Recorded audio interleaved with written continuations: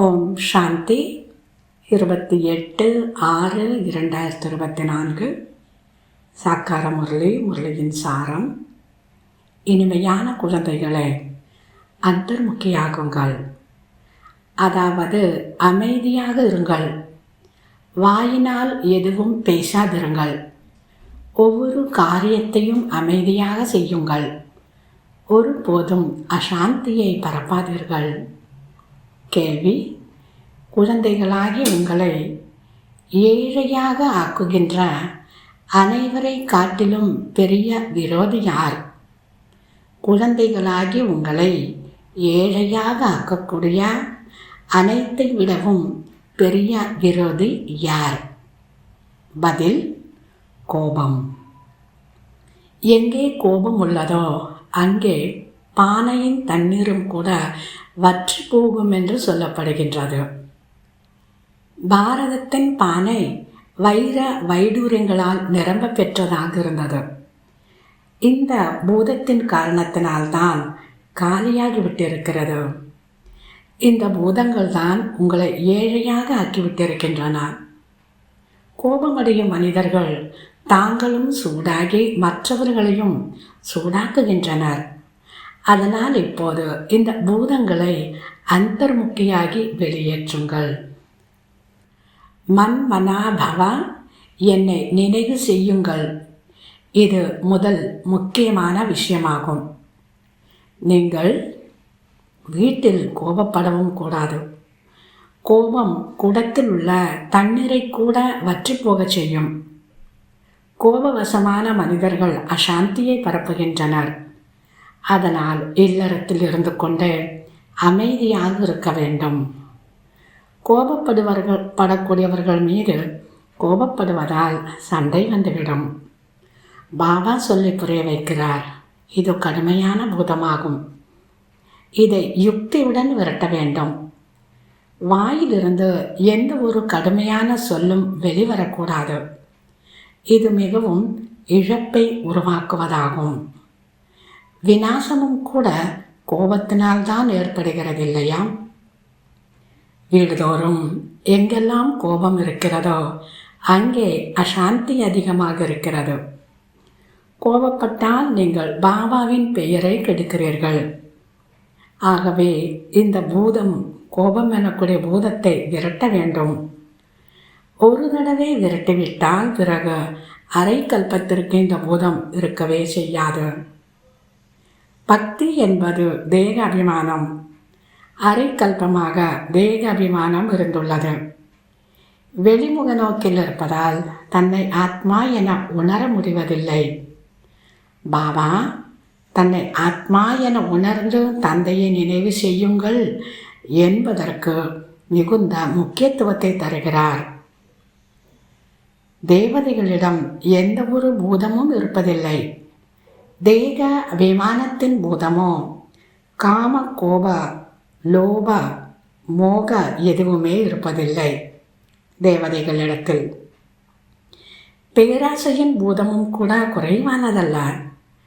இந்த முட்டையை சாப்பிட வேண்டும், இதை சாப்பிட வேண்டும். அநேகரிடம் பூதங்கள் உள்ளன. நமக்குள் காமத்தின் பூதம், கோபத்தின் பூதம் நிச்சயமாக உள்ளது என்பதை தங்கள் மனதால் புரிந்து கொள்கின்றனர். எப்படியெல்லாம் வழக்குகள் உள்ளன என்று சிறைகளில் போய் நீங்கள் பாருங்கள். இந்த பூதங்களின் பிரவேசத்தின் காரணத்தினால்தான் பாரதத்துடைய நிலை என்னவாக ஆகிவிட்டுள்ளது. பாரதத்தின் மிகப்பெரிய பானை தங்கம் வைரங்களால் நிரம்ப பெற்றிருந்தது. இப்போது காலியாகி விட்டுள்ளது. பாபா சொல்கிறார், 5000 ஆண்டுகளில் எத்தனை மாதங்கள், எத்தனை மணிகள், எத்தனை வினாடிகள் உள்ளன என்று நீங்கள் அறிவீர்கள். அதாவது குழந்தைகளுக்கு முக்கியமான விஷயமோ சொல்லப்பட்டுள்ளது. ஆகவே எப்பாடுபட்டாவது பூதங்களை விரட்டி அடிக்க வேண்டும். இந்த பூதங்கள் உங்களுக்கு முழு அழிவை ஏற்படுத்தியுள்ளன. நீங்கள் எத்தனை தடவை தேவதையாகிறீர்கள், எத்தனை தடவை அசுரர்களாகிறீர்கள், அதனுடைய கணக்கை சொல்ல முடியாது. எண்ணற்ற தடவை ஆகியிருப்பீர்கள்.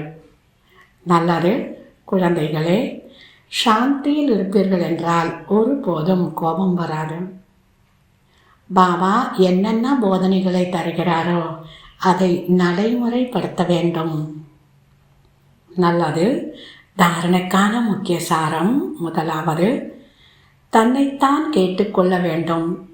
எனக்குள் எந்த ஒரு பூதமும் இல்லையே, கண்கள் குற்றமுள்ளதாக இல்லையே, சப்தமாக பேசும் அல்லது அசாந்தியை பரப்புகின்ற பழக்கம் இல்லையே, பேராசை மோகத்தின் விகாரங்கள் தொந்தரவு செய்யாமல் இருக்கின்றனவா, இப்படியெல்லாம் தன்னைத்தான் கேட்டுக்கொள்ள வேண்டும்.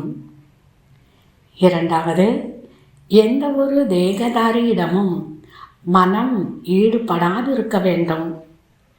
தேகத்துடன் கூட அனைத்தையும் மறந்து நினைவு யாத்திரை மூலம் தனக்குள் ஆன்மீக பலத்தை நிரப்ப வேண்டும்.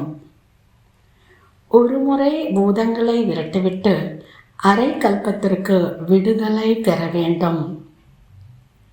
வரதானம்: ஈஸ்வரிய சட்டத்தை புரிந்து கொண்டு விதியின் மூலம் வெற்றியை பலனாக அடையக்கூடிய முதல் டிவிஷனுக்கு அதிகாரியாகுக. ஈஸ்வரிய சட்டத்தை புரிந்து கொண்டு விதிப்படி வெற்றியை பலனாக அடையக்கூடிய முதல் டிவிஷனுக்கு அதிகாரியாகுக. விளக்கம்: தைரியத்தின் ஒரு அடி எடுத்து வைக்கும்போது பல அடிகளுக்கான உதவி நாடகத்தில் இந்த சட்டத்தின் விதி பதிவாகியிருக்கிறது. ஆக முதல் விஷயம், தைரியமாக ஒரு அடி எடுத்து வைக்க வேண்டும்.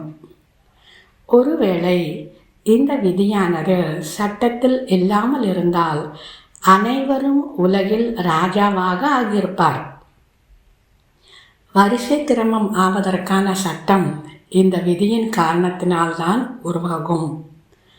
ஆக எவ்வளவு விரும்புகிறீர்களோ தைரியம் வையுங்கள் மற்றும் உதவியை அடையுங்கள். சமர்ப்பணம் ஆனவர்களாக இருந்தாலும் இல்லறவாசிகளாக இருந்தாலும் அதிகாரம் சமமாகத்தான் இது இருக்கிறது. பாபா கிட்டிருந்து கிடைக்கக்கூடிய விஷயம் சமமாகத்தான் இருக்கிறது. ஆனால் பாபா இதில் அண்டர்லைன் பண்ண சொல்கிறாரு, ஆனால் விதியின் மூலம் வெற்றி ஆகும், கிடைக்கும். ஒரு அடி எடுத்து வச்சாதான் உதவி கிடைக்கும், வெற்றி கிடைக்கும். இந்த ஈஸ்வரிய சட்டத்தை புரிந்து கொண்டு அலட்சியத்தின் லீலைகளை அழித்து விட்டால் முதல் டிவிஷனுக்கான அதிகாரம் கிடைத்துவிடும். ஸ்லோகன்: சங்கல்பம் என்ற பொக்கிஷத்தில் சிக்கனத்தின் அவதாரமாக இருங்கள். சங்கல்பம் என்ற பொக்கிஷத்தில் சிக்கனத்தின் அவதாரமாக ஆகுங்கள். நல்லது. இனிமையிலும் இனிமையான 5000 வருடங்களாக காணாமற் போய் மீண்டும் கண்டெடுக்கப்பட்ட செல்ல குழந்தைகளுக்கு தாய் தந்தை பாப் தாதாவின் அன்பு நினைவுகள் மற்றும் காலை வணக்கம்.